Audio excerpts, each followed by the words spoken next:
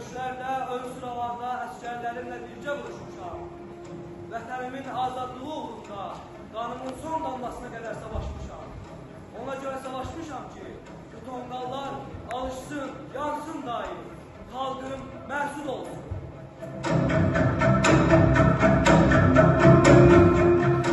Mən də Bakı xanı, Hüseynqulu xanalara, şəhərimin hər zaman rifah, bolluk içində olmasını arzulayır.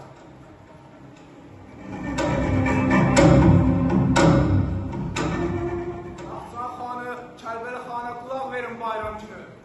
Bizim dünyaya zinət edən xanlıqlarımızda elə bayramlar keçirlər ki, yer göy bizə tamaşa edərdi. Bizdən sonraki nəsillər də bu tonqalın istisində isinəcək, ətrafında yaşayıb birlik olacaqlar.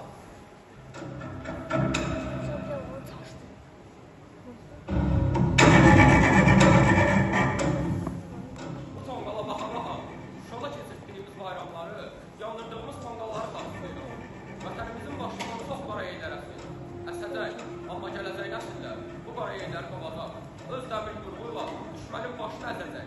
Bu xalqın böyük oğulları vətənimizin səması üzərindən qara buludları yox edəcək. Şuşamız, Azərbaycanımız dünyaya səs olacaq.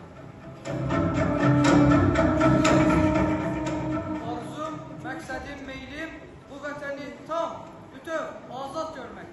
Bəs biz buna bacara bilmişikmi?